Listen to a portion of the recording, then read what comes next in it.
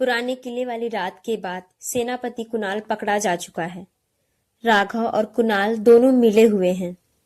महामंत्री राघव बाहर से शांत दिख रहा है, लेकिन उसकी आंखों में बेचैनी है। उसी समय खबर आती है, पड़ोसी राज्य चंद्रकोट से विवाह प्रस्ताव आया है। दरबार में आवाज उठती है, अगर रानी चंद्रकोट से राजकुमार से विवाह कर ले तो दोनों राज्यों में शांति स्थायी हो जाएगी। कुछ मंत्री तालियां बजाते हैं।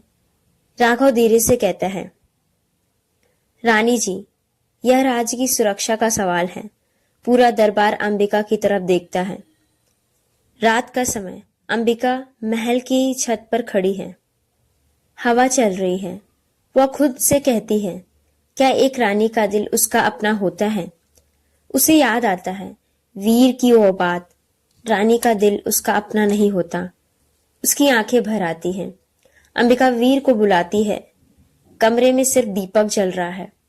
अंबिका सीधे पूछती है, अगर मैं यह विवाह स्वीकार कर लूं तो क्या तुम मुझे गलत समझोगे? वीर कुछ पल चुप रहता है, फिर कहता है, मैं आपको कभी गलत नहीं समझूंगा। आप जो भी करेंगी राज्य के लिए करेंगी। अंबिका की आवाज हल्की कांपती है। और अगर मैं सिर्फ राज्य के लिए नहीं, अपने डर के कारण करूं तो? वीर उसकी आंखों में देखता है, धीरे से कहता है, तो मैं आपके डर से भी प्रेम करूंगा, क्योंकि वो भी सच्चा है। खामोशी। दोनों कुछ कहना चाहते थे, पर कोई कह नहीं पाता। अगले दिन पूरा दरबार भरा है। अंबिका सिंहासन पर बैठती है। आवाज स्थिर है, लेकिन दिल भारी। सूर्यगढ़ की सुरक्षा के लिए मैं चंद्रकोट के विवाह प्रस्ताव को स्वीकार करती हूँ। दरबार में तालियां। राघव की आंखों में हल्की मुस्कान। वीर पीछे खड़ा है, चेहरा शांत लेकिन अंदर से टूटता हुआ। रात को वीर अपना सामान बांध रहा है।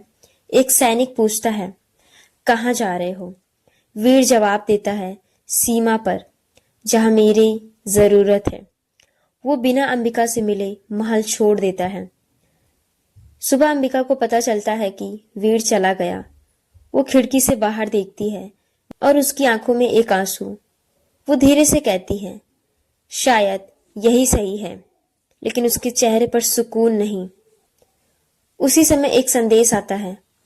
कुणाल जेल से भाग चुका है और एक पंक्ति लिखी है, रानी, आपने वही किया जो मैं चाहता था। उसे समझ आता है कुछ बहुत गलत है।